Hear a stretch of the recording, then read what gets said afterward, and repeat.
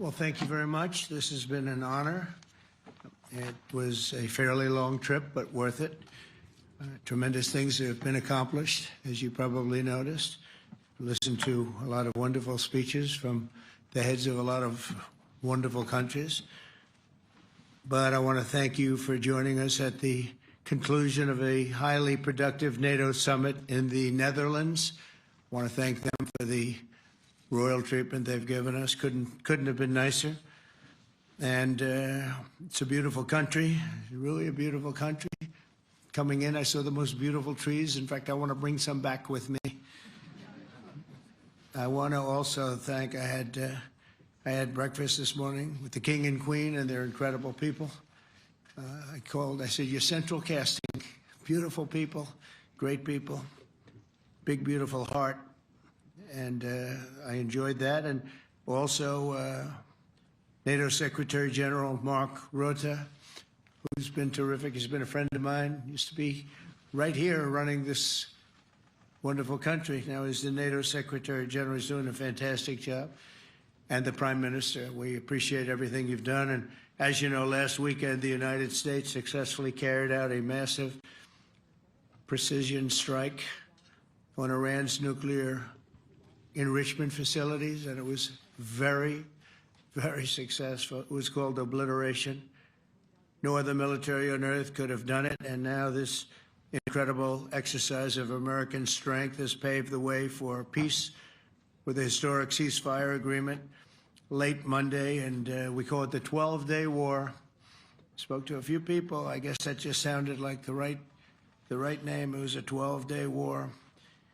And we think it's over. I don't think they're going to be going back at each other. I don't think so. Not only have we dealt decisively with the critical threat of Iran's nuclear program, which was what I wanted. I said, Iran cannot have a nuclear weapon. I've said that for 15 years, long before I decided to do the political thing. But we've also reasserted the credibility of American deterrence, which is like no other. The people at NATO said there's never been anything. You know, I rebuilt the entire military during my first term. And we have a great military. We have great generals. I got to know the good ones and the bad ones. We kept the good ones. Over the past 2 days, I was honored to participate in the NATO leaders meeting and also had extremely good individual discussions with the King and the Queen, Secretary General Rutte, and the Prime Minister. Great discussions. Very knowledgeable people. Major focus of our conversations at the summit was the need for other NATO members to take up the burden of the defense of Europe, and that included the financial burden. As you know, it was 2%, and we got it up to 5%. And they said, a couple of them came up to me. One in particular said, sir, we've been trying to get it up to 3% for 20 years, and we haven't been able, and you got it up to 5%.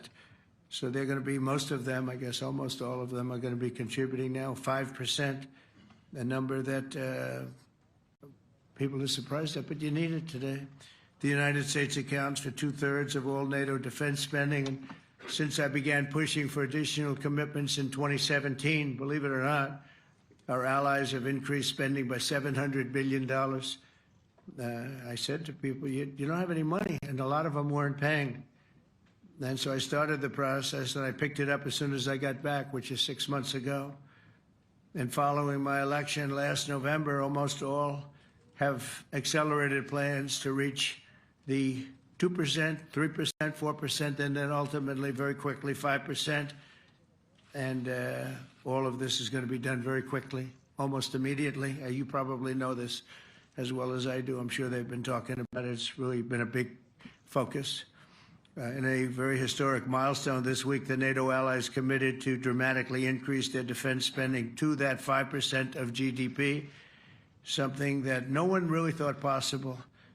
And they said, you did it, sir, you did it. Well, I don't know if I did it, but I think I did. This will be known as the Hague Defense Commitment, which is pretty good, pretty appropriate. When the allies reach this number, it will add more than $1 trillion a year. Think of that, $1 trillion per year to our common defense, and this is a monument really to victory, but it's a monumental win for the United States, because we were carrying much more than our fair share. It was quite unfair, actually. But this is a big win for Europe and for actually Western civilization. For years, past administrations failed to get most allies to contribute even the 2%. I remember when I came here, we had 4 countries that were up to 2%, and I remember Poland was there. A couple of them were there, and but most of them were. We had 28 at the time. As you know, it's increased a little bit, and they've agreed now to more than double their budgets in all cases. And Europe stepping up to take more responsibility for its security will help prevent future disasters like the horrible situation with Russia and Ukraine, and hopefully we're going to get that solved. Last week they lost 7,000 soldiers, mostly soldiers, but they're also getting hit in Kiev. They're getting hit in some of the towns also. And that means life. Life is disappearing also in the cities and towns. Should have never happened, would have never happened if I was president. I said it 1,000 times, and it never did happen. It's never even thought about. But it's vital that this additional money be spent on very serious military hardware, not bureaucracy, and hopefully that hardware is going to be made in America, because we have the best hardware in the world. You saw that, where 14 missiles were shot at us the other day. And they were very nice. They gave us warning. They said, we're going to shoot them. Is 1 o'clock okay? They said, it's fine. And everybody was emptied off the base, so they couldn't get hurt except for the gunners. They call them the gunners. And out of 14 high-end missiles that were shot at the base in Qatar, all 14, as you know, were shot down by our equipment. Amazing stuff. Amazing that they can do. It's like shooting a bullet with a bullet. It's the same thing if you think about it. 14 out of 14, and they weren't even that surprised. I said, do you do that well often? They say, we pretty much do, sir. The Ukraine crisis has also highlighted the urgency of rebuilding our defense industrial base, both in the United States and among the allied nations. We cannot afford to be dependent on foreign adversaries for critical minerals. And as you know, we made a deal with Ukraine to take a vast amount of the land they have for minerals. We need it. And once again, I want to thank all of the people in the Netherlands, incredible people. It's a great place. And all of the NATO allies for the tremendous summit that we just had. A letter just came in, and a statement came in from the Atomic Energy Commission of Israel. And I just wanted, this is an official letter, and they're very serious people, as you know. The devastating U.S. strike on Fordo destroyed the site's critical infrastructure and rendered the enrichment facility totally inoperable. It was devastated. We assess that the American strikes on Iran's nuclear facilities has set back Iran's ability to develop nuclear weapons for many years to come. This achievement can continue indefinitely if Iran does not get access to nuclear material, which it won't. It's so sad that that whole thing had to go. But I just want to thank our pilots. You know, they were maligned and treated very bad, demeaned by fake news CNN, which is back there, believe it or not, wasting time, nobody's watching them, so they're just wasting a lot of time, wasting my time.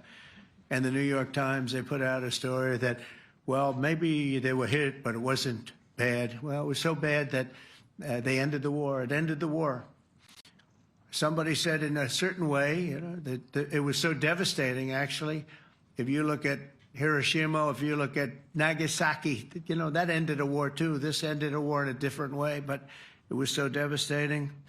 Also, they have, out of Dubai, just came that Iran's foreign ministry spokesman, this is Iran's foreign ministry, says its nuclear installations were very badly damaged by the American strike. So what bothered me about these reports with fake reports put out by the New York Times, failing, I call it the failing New York Times because it's doing terribly. Without me, it would be doing no business at all.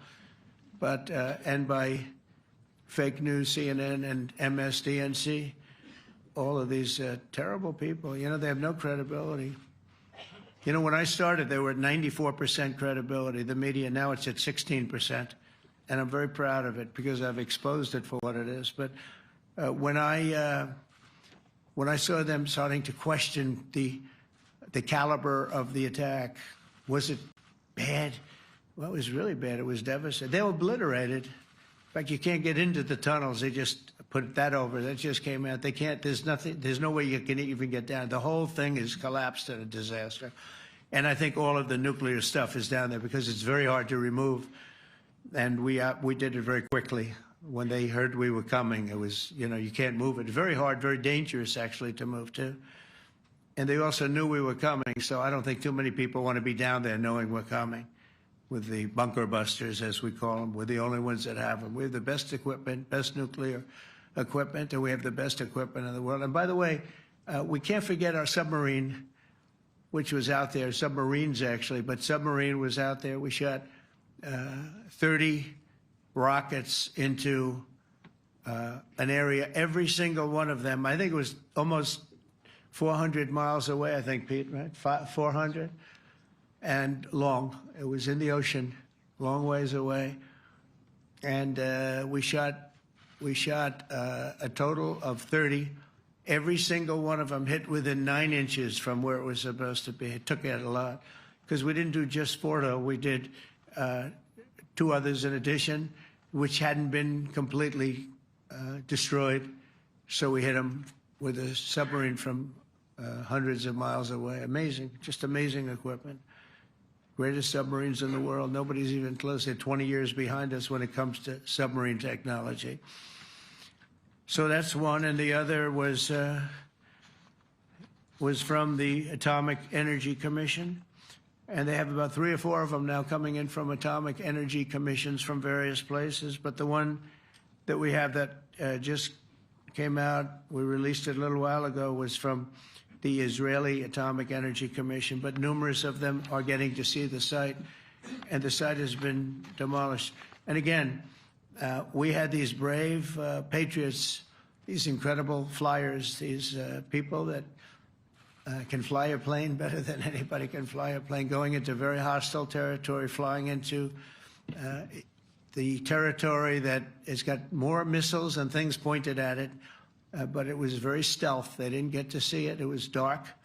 That's the amazing thing about the shots. They hit the shots perfectly, and yet it was dead dark. There was no moon. There was no light. It was virtually moonless. It was very dark, and the shots were hit perfectly. But when they get demeaned, and they were very upset about it because they knew how strong it would be. Back in Missouri, the pilots flew about 36 hours, 2 ways, far distance, and in those incredible B-2s. And we then had the F-22s, and we had the F-35s, and we had other planes, and we had, I think, a total of 52 tankers. That means the big tankers, because the refueling was a lot for all of the different planes that we sent. Incredible operation, and I have to say, General Raisin Kane was incredible. That's why he beat ISIS, and we beat ISIS in a matter of weeks. I was told it would take 4 to 5 years. We did it in a few weeks. And he was great. That's why he's the head of the Joint Chiefs of Staff right now, because I had a very good experience with him. He knocked out ISIS in a period of literally a few weeks. Amazing. And it was supposed to take a few years, 5 years to be exact. So we had a great victory there, and we then came here, and I think we had a great victory here. But this is an ongoing project. This is the safety of Europe, the safety of the world. And they've raised it from 2% to 5%, something which nobody, and you're talking about over $1 trillion a year. So we're talking about a lot of money from coming in from countries that were not paying nearly enough to be effective. So I have, as you know, Marco Rubio with me, and Pete Hegseth, Secretary of State and Secretary of War. Should we say Secretary? You know, it used to be called Secretary of War. Maybe for a couple of weeks we'll call it that, because we feel like warriors. Used to be called Secretary of War. In fact, if you look at the old building next to the White House, you can see where it used to be Secretary of War. Then we became politically correct, and they called it Secretary of Defense. I don't know, maybe we'll have to start thinking about changing it, but we feel that way.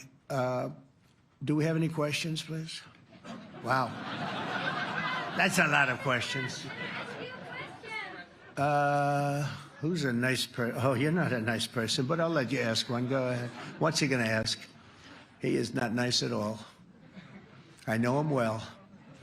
Thank you, Mr. President. Yeah. Thank you for taking the time before flying home. You just said you believe the conflict between Israel and Iran is over. What makes you so confident it is? And what do you do if it isn't? Because I dealt with both, and they're both tired, exhausted. They fought very, very hard and very viciously, very violently, and they were both satisfied to go home and get out. And can it start again? I guess someday it can. It could maybe start soon. I think a big telltale sign was when, as you know, Iran somewhat, by not much, violated the ceasefire, and Israel had the planes going out that morning, and there were a lot of them, 52 of them. And I said, you got to get them back. And they brought them back. They didn't do anything. They brought them back. It was very good. I thought it was amazing, actually. They have fought a hell of a war. They fought very hard. I think the war ended, actually, when we hit the various nuclear sites with the planes. And I just hope you people can give these pilots, these are the best pilots in the world. They're the best shots in the world. They call them shots. That's what they are. And wait a minute. And I just hope you can give them the respect they deserve, because they came home to fake news. And like, oh, gee, there was hardly any damage. The things are decimated. So, but I think, no, I think they're very much finished. I think Israel's going to get back to doing what they do. And I think that Iran's going to get back. You know, Iran has a huge advantage. They have great oil, and they can do things. I don't see them getting back involved in the nuclear business anymore. I think they've had it. They've been at it for 20 years, and I don't see that happening either. Now, if it does, we're always there. It won't be me. It'll be somebody else, but we're there. We'll have to do something about it. Yes, please, go ahead. Go ahead. Oh, fake news, CNN? Oh, yeah, here we go. Wait till you hear this question. You should really say how great our soldiers and our warriors are. I think everyone appreciates our soldiers and our warriors. I do have two questions for you, Mr. President. You just cited Israeli intelligence on these attacks. Earlier, you said U.S. intelligence was inconclusive. Are you relying on Israeli intelligence for your assessment of the impact of the strikes? No, this is also, Iran made the statement. And it's also, if you read the document that was given, that Pete can talk about if you'd like, the document said it could be very severe damage, but they didn't take that. They said it could be limited or it could be very severe. They really didn't know, other than to say it could be limited or it could be very, very severe. And you didn't choose to put that because it was very early after. Since then, we've collected additional intelligence. We've also spoken to people who have seen the site, and the site is obliterated. And we think everything nuclear is down there. They didn't take it out. Okay, question? Please, go ahead. Go ahead. Yeah, blue dress. Thank you so much, Mr. President. Yesterday, you said China can now continue to purchase oil from Iran. Yeah. Are you giving up on your maximum pressure campaign? Because there's sanctions right now. With who? On Iran. No, look, they just had a war.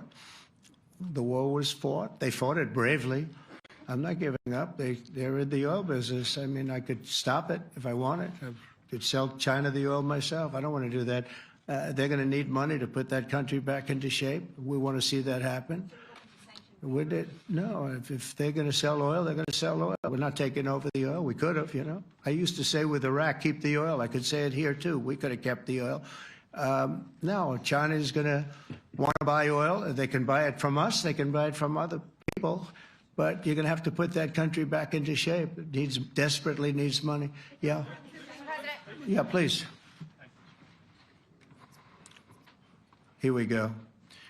I'm picking the beauties today. Go ahead.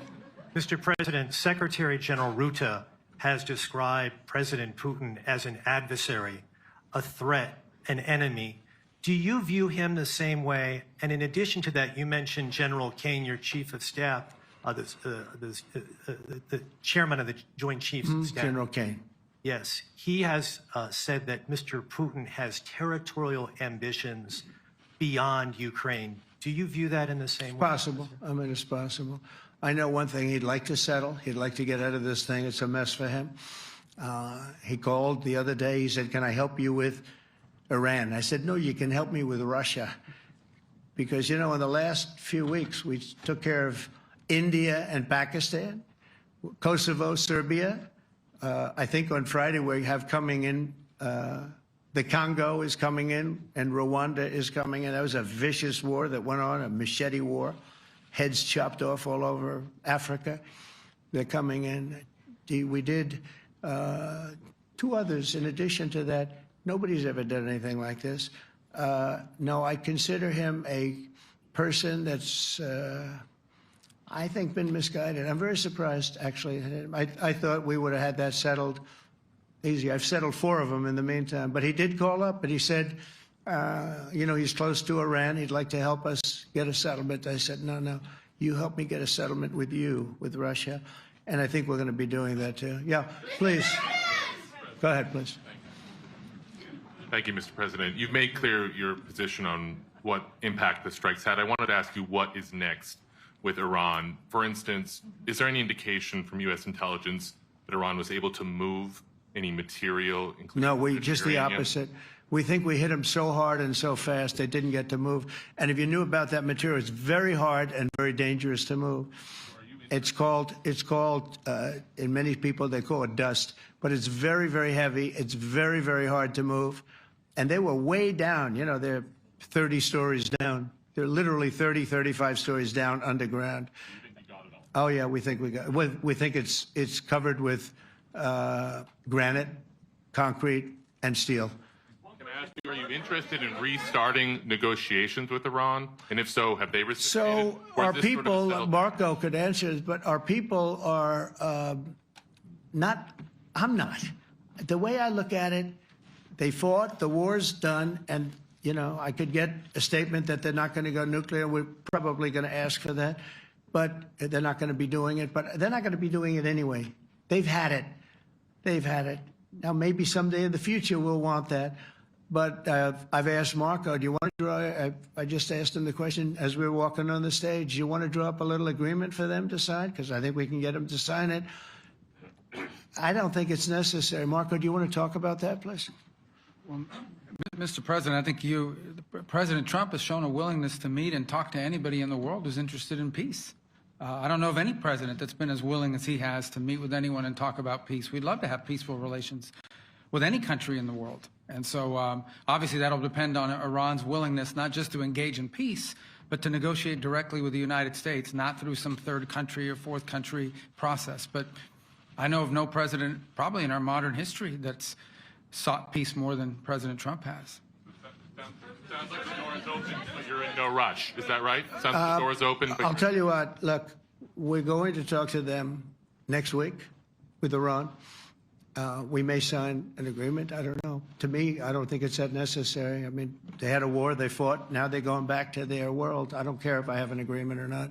The only thing we'd be asking for is what we were asking for before about we want no nuclear, but we destroyed the nuclear.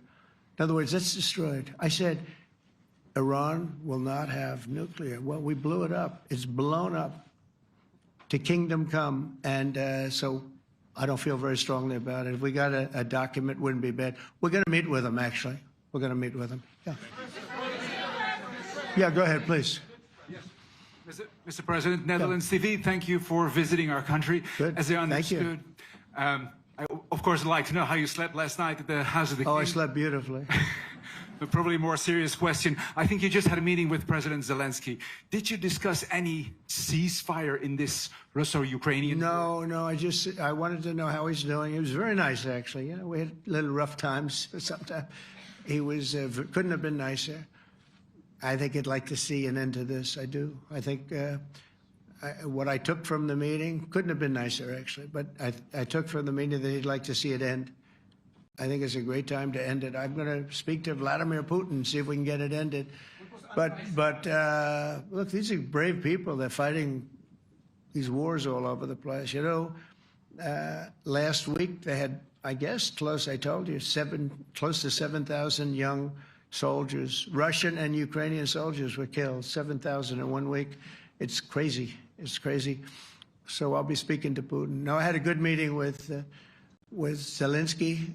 And I had a lot of good meetings. We had a lot of good meetings with a lot of people, a lot of great leaders. But he's fighting a brave battle. It's a tough battle. Yeah. Go ahead, white dress. Thank you. Ida Hallikainen from Finland, Ilta-Sanomat. Good. You have played golf with President Alexander Stubb. How do you see Finland as a NATO ally and partner, and how would you describe your relationship with our president? Well, he's a very good golfer, okay? In fact, he was on his college golf team. He went to a good college in the South, as you know, a very good college, and he was a good golfer. We had a good time. I think my relationship's great. I want to buy icebreakers. You know, you're very good at icebreakers. And I actually made him an offer. I didn't go to Congress. They'll try and impeach me for this. But there's an old, it's not old, it's fairly new, but it's used icebreaker. And I offered him about 1/3 of what he asked for. But we're negotiating. We need icebreakers in the U.S. And if we can get some inexpensively, I'd like to do that. Actually, they'll fix it up, make it good. Also, we may buy some icebreakers. You know, you're the king of icebreakers, that particular country. They make them good. They make them really good, and they know what they're doing. And so we're negotiating with them for about 15 different icebreakers. But one of them is available now. It's old, and it's, old. It's like 5-6 years old. And we're trying to buy it. I'm trying to make a good deal. All I do my whole life. My whole life, that's all I do is make deals. Yeah, please. Go ahead. Sir, go ahead. Yeah, a question for NewsHour, Dutch TV. First of all, on Article 5, on your way here, you spoke about the commitment of the U.S. to Article 5, saying, I'll give you my definition once we're here. Yeah. What is your definition, and may the U.S. commitment to Article 5 change in case some of the NATO members do not reach the threshold that was discussed today? My second question is following up on a colleague on Iran. What intel reports do say that everything over there was obliterated? Yeah, well, there are numerous of those reports, and they're coming out fast and furious. But the most respected ones we've already seen. And I will say that on a very confidential basis, they're looking at the reports, like numerous reports, and including people going to the site and checking the site. And they're going to be having, I guess you're going to be having over the next couple of days a full, you're going to encapsulate it. But no, the site was obliterated, just like I said it was, and just like the pilots should be given credit for. As far as Article 5, look, when I came here because it was something I'm supposed to be doing, but I left here a little bit differently. I said, I watched the heads of these countries get up, and the love and the passion that they showed for their country was unbelievable. I've never seen quite anything like it. They want to protect their country, and they need the United States. And without the United States, it's not going to be the same. And you can ask Mark, or you can ask any of the people that were there. It was really moving to see it. They love their country. They were so respectful of me because I'm the head of the United States. And I made, the King of Saudi Arabia, when I was in the Middle East. So I was in Qatar for a different reason, not a reason to get shot at. We were in there for economic development reasons, Qatar, UAE, and Saudi Arabia. All three leaders of those countries, and we took back $5.1 trillion into the United States. All three leaders said, you're presiding over the hottest country in the world. The United States right now is the hottest country. Everybody wants to be there. Everybody wants a piece of it. He said, a year ago, your country was dead. You had a deadhead running it. You had a country that was dead, and it was dead. You had people pouring through the borders. You had inflation. You had everything. He said, you've made it in 5 months at that time. You've made it the hottest country. This is the hottest country in the world. The United States right now is the hottest country in the world. And when I was around that table, it was a nice group of people, many of whom I knew from previous. When I saw the passion they had for the country, almost everyone, and you probably have the tapes, it was very public, but almost every one of them said, thank God for the United States. Without the United States, they couldn't really have NATO. It wouldn't work. It wouldn't work. It will in the future because now they're paying much more money, but it wouldn't work. It was great. And I left here differently. I left here saying that these people really love their countries. It's not a ripoff. And we're here to help them protect their country. Okay, we'll do one or two more. Thank you, Mr. President. Yeah. A question on Spain. Are you satisfied with today? Oh, I think Spain's terrible what they've done. No, I do. They're the only country that won't pay the full up. They want to stay at 2%. I think it's terrible. And, you know, they're doing very well. The economy is very well. And that economy could be blown right out of the water with something bad happening. You know, Spain is the only country that... Are you from Spain? Yeah. Good, congratulations. You're the only country that is not paying. I don't know what the problem is. I think it's too bad. So we'll make it up. You know what we're going to do? We're negotiating with Spain on a trade deal. We're going to make them pay twice as much. And I'm actually serious about that. We're going to make Spain... I like Spain. I have so many people from Spain that it's a great place and they're great people. But Spain is the only country out of all of the countries that refuses to pay. And, you know, so they want a little bit of a free ride. But they'll have to pay it back to us on trade because I'm not going to let that happen. It's unfair. It's unfair to NATO. All right, sir, please. Go ahead, right in the back. Yeah, you, tall one. The tall man. Mr. President, Johannes Petra from Austrian National Television. How are you? You once said that you would end the Ukraine war in 24 hours. You later said you said that sarcastically. Well, of course it was sarcastic. But you've now been in office for 5 months and 5 days. Why have you not been able to end the Ukraine war? Because it's more difficult than people would have any idea. Vladimir Putin has been more difficult. Frankly, I had some problems with Zelensky. You may have read about him. And it's been more difficult than other wars. I mean, look, we just ended a war in 12 days that was simmering for 30 years, frankly. We ended Rwanda and the Congo. It's coming to sign the documents. We've already signed basic documents, but they're coming, I think, to the White House on Friday. We ended Serbia was going to go at it. But maybe the most important of all, India and Pakistan. And that wasn't whether or not they may someday have nukes like we're talking about in the Middle East, like we're talking about with Israel and Iran. This is they have nuclear weapons. I ended that with a series of phone calls on trade. I said, look, if you're going to go fighting each other, it was getting very bad. You know how bad that last attack was. It was really bad. If you're going to go fighting each other, we're not doing any trade deal. No, no, no, you have to do a trade deal. I said, we're not doing any trade deal. And in fact, I had the general, who was very impressive. The general from Pakistan was in my office last week. You know, Prime Minister Modi is a great friend of mine. He's a great gentleman. He's a great man. And I got them to reason. I said, we're not doing a trade deal if you're going to fight. And if you're going to fight each other, we're not doing a trade deal. And you know what? They said, no, I want to do the trade deal. We stopped the nuclear war. Go ahead. Go ahead, Jeff. Here's another beauty, Jeff. He's a beauty, all right. Go ahead. Mr. President, to follow up on Ukraine, will the United States contribute any more money to Ukraine's defense this year to the $5 billion that allies are giving? And one question, you had another meeting with the Dutch opposition leader, Mr. Wilders. Can you tell us about that meeting? And are you upset about his anti-Muslim stance? I'm not upset about it. It's just his view. He's unhappy with the way things are going in this country and various countries. He was an opposition leader. And I was asked to meet with the opposition leader by the people that are running. I think they have some deal where if you have a meeting, you're supposed to meet with an opposition leader. I said, that's strange. We don't do that. But I met with I didn't know him.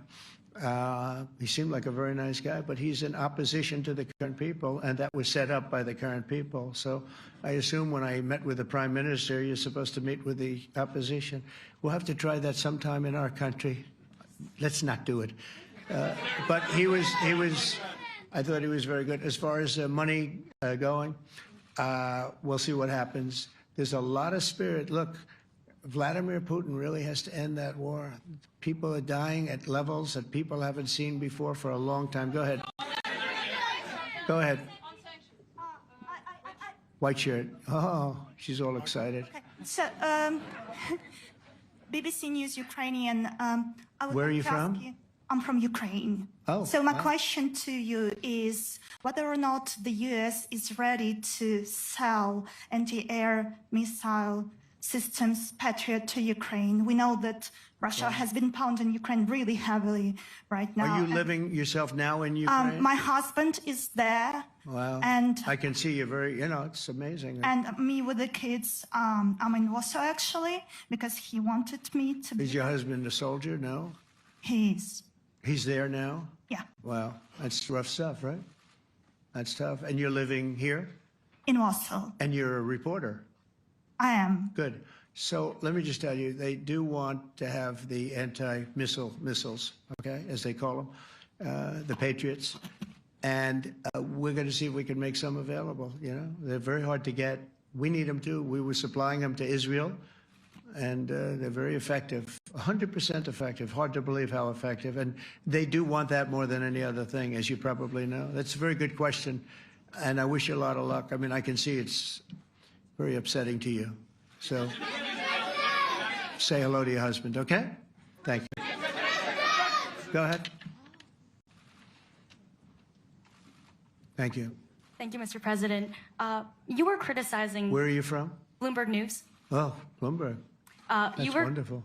You were criticizing the Federal Reserve Chair before coming to this summit. Yeah, I think he's terrible. I was wondering if you've begun interviewing different candidates for the Fed pick. Yeah, I know within 3 or 4 people who are going to pick. I mean, he goes up pretty soon, fortunately, because I think he's terrible.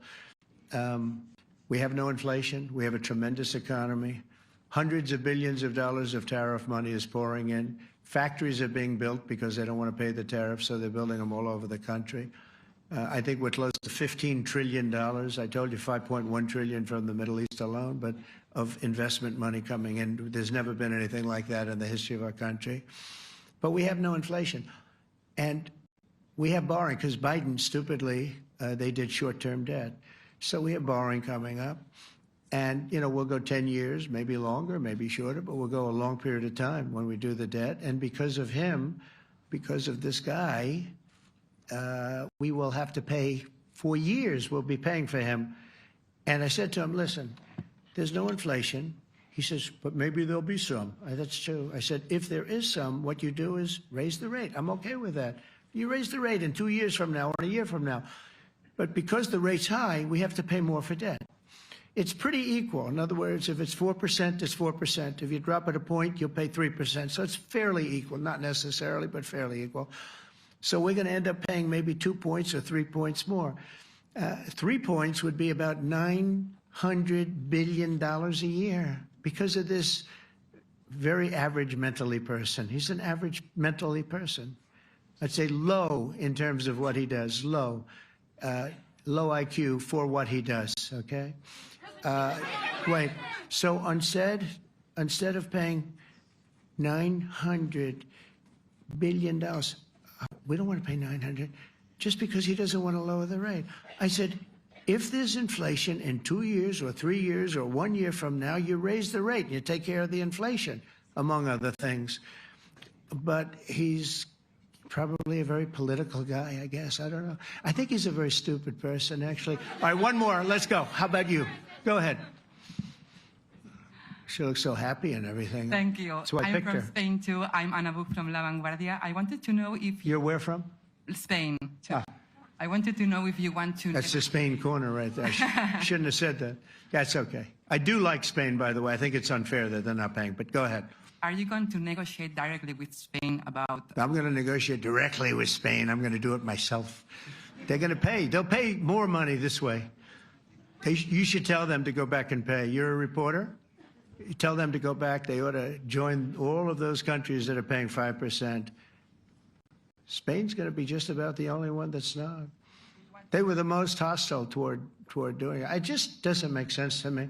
Okay. All right, Kelly, go ahead. Here we go. There's another one. Hello, sir. Thank you We got them all today. Okay. So, Mr. President, you talked about expecting some on-the-ground assessments at Fordo and other sites. Now Is that again. Israeli and U.S.? It's been obliterated, Kelly. It's been What is your message obliterated. then, sir, to the intelligence community when they present reports? You're not disputing the DIA report. You're just They presented a exists. report that wasn't finished. We're talking about something that took place 3 days ago. I understand that's The report was done So 2 what days is ago. your- Wait a minute. Yes. They didn't see it. All they can do is take a guess. Now, if you take a look at the pictures, if you take a look how it's all blackened, you know the fire and brimstone is all underground because it's granite and it's all underground. You don't show it. But even there, with all of that being said, the whole area for 75 yards around the hole where it hit is black with fire. The group that's run by this gentleman, in fact, you may want to talk about it for a second because we're going to issue a report. And I think it's not even a very exciting report at this point. It's been obliterated, totally obliterated. And they did a report, but it was like, if you look at the dates, it's just a few days after it Understood, happened. sir. So they didn't see it. They said it may be very severe. Go Understood. ahead. Do you have a message for the intelligence community, though, in terms of unvarnished information getting to you, that it's not... I don't really have a message. I would say issue the report when you know what happened. I wouldn't say that it could be severe or maybe not. They use the word severe. It could be severe or maybe it's not. And briefly, So people like you picked up and said, oh, it's not severe. We're just No, looking for the the report was not a complete report. Yeah, the message was probably wait till you know the answer before you... And Go sir, ahead. did you not have a public component to your Zelensky meeting for a tactical reason with President Putin? Let him answer this. Hello, Mr. Secretary. Yeah. There's a reason the president calls out fake news for what it is. These pilots, these refuelers, these fighters, these air defenders, the skill and the courage it took to go into enemy territory flying 36 hours on behalf of the American people and the world to take out a nuclear program is beyond what anyone in this audience can fathom. And then the instinct of CNN, the instinct of the New York Times is to try to find a way to spin it for their own political reasons to try to hurt President Trump or our country. They don't care what the troops think.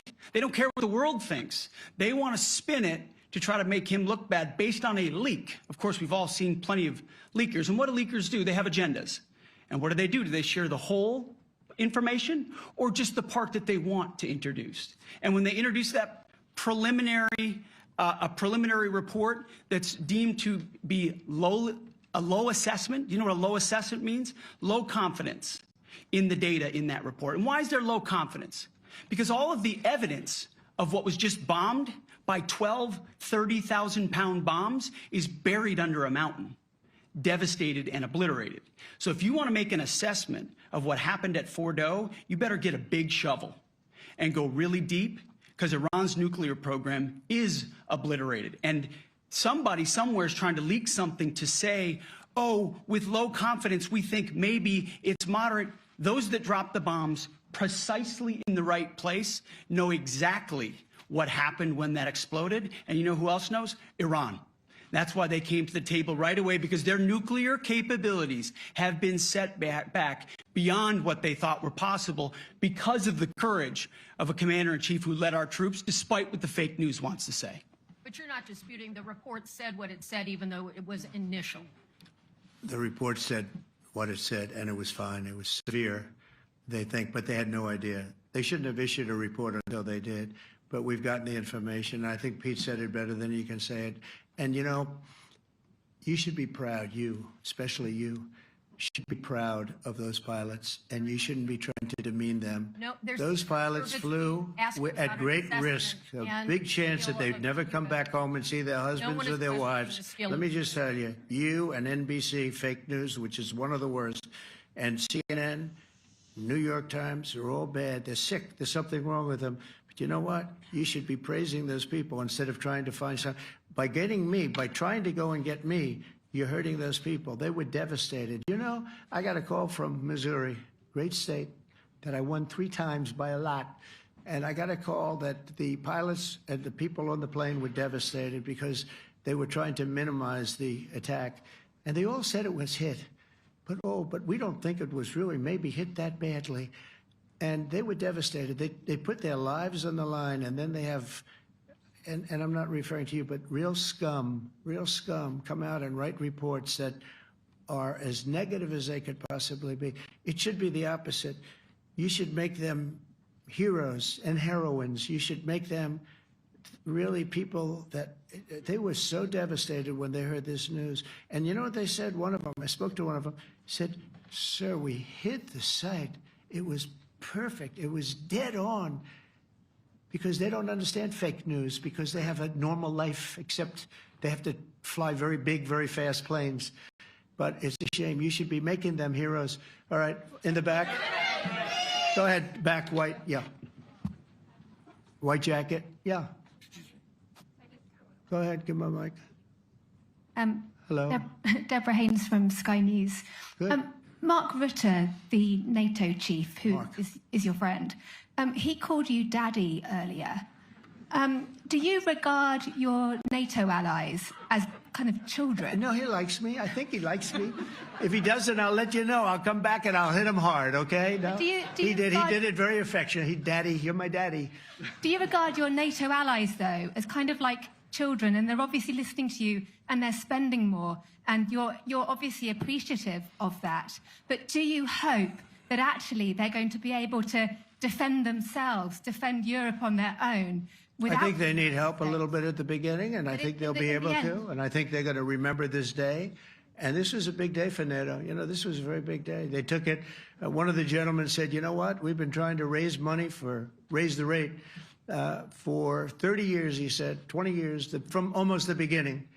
And he's been there for a long time. He said, "Until you came along, it never happened. What you did is amazing." It's been sort of an amazing day for a lot of reasons, but also for that. Yeah, go ahead. Do you think they can do it without you, though, in the future? Can they do it without Well, ask Mark. States? I mean, you have to ask Mark, okay? So we're heading back. We're heading back. I want to thank these two gentlemen behind me. They're incredible people, both of them. They've done a fantastic job. And Susie's in the front, and she's done great. And Monica, thank you very much. It was quite an exciting time. And we're going to be heading back. We'll be back soon, and we'll see you in Washington, D.C. Remember this, we have the hottest country anywhere in the world. Thank you very much, everybody. Thank you.